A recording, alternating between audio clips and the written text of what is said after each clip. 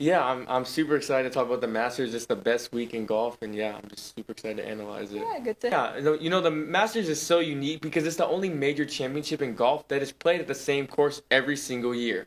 That course is Augusta National Golf Club in Augusta, Georgia. You might think that playing the same track every year would get boring for players and fans, but Augusta National isn't just any golf course. It's so beautiful that it looks made up, and it's one that also presents a challenge that you can't find anywhere else in the world. What makes it such a unique test? Augusta is a long course with wide fairways, short rough, trees and hills everywhere, and the slopiest greens you'll ever see, letting players approach it in such a creative way. At Augusta, you can't just play normal golf. You have to be an artist at all times. What I look forward to most when predicting a Masters champion, I look at two things. How good is your iron play, and are you good around the greens? The reason for that is because, like I said earlier, Augusta has the craziest greens we see on tour all year, and you have to be so precise hitting and chipping into them, into the small pockets we see on them. Another thing to possibly look at when predicting a champion is if a player can consistently hit a right to left shot off the tee. Augusta is known to favor players who can hit that type of shot, as many of the holes require them to find the fairway.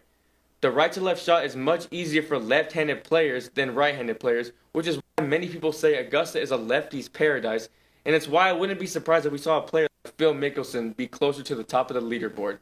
Overall, I think Augusta is a course that many different types of players can win at, but you have to be on your A game or else it will eat you up.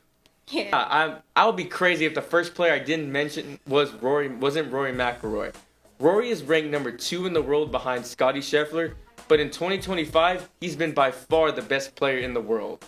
He's first on the PGA Tour in scoring average this season and strokes gained, and has backed that up with wins at two of the biggest events of the year, the Pebble Beach Pro-Am and the Players Championship.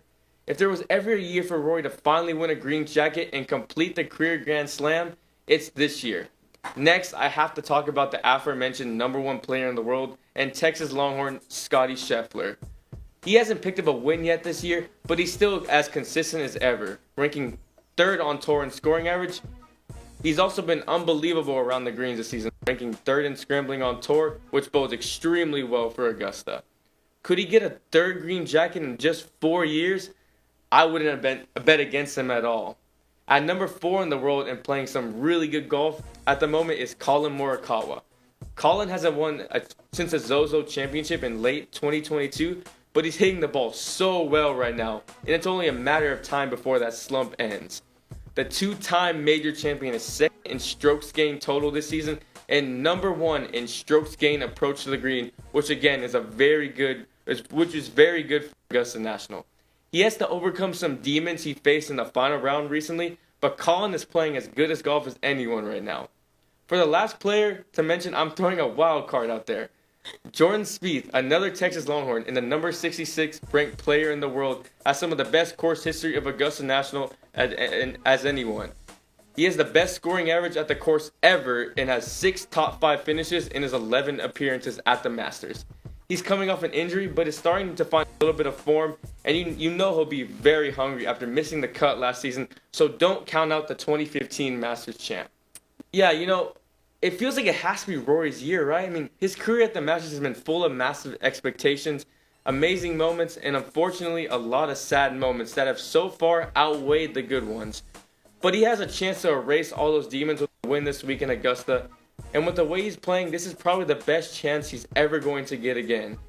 The only thing that worries me about Rory is his mental state going into the tournament.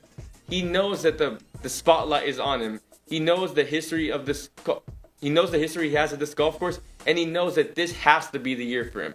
And for a golfer who hasn't won a major championship since 2014, that is so much pressure to handle.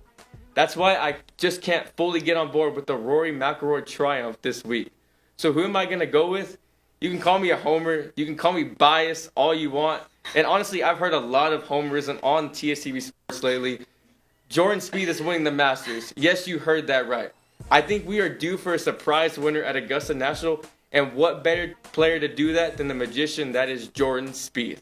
He's had a love-hate relationship with this course over the last few years, but the truth is, Augusta National is a Jordan Spieth playground, and I've seen enough of him coming off the wrist injury to believe that he still has what it takes to be one of the best golfers in the world. So that's who I'm going. That's who I'm riding with. The Golden Child will rise once again at the hallowed grounds of Augusta and announce to the world that he is back.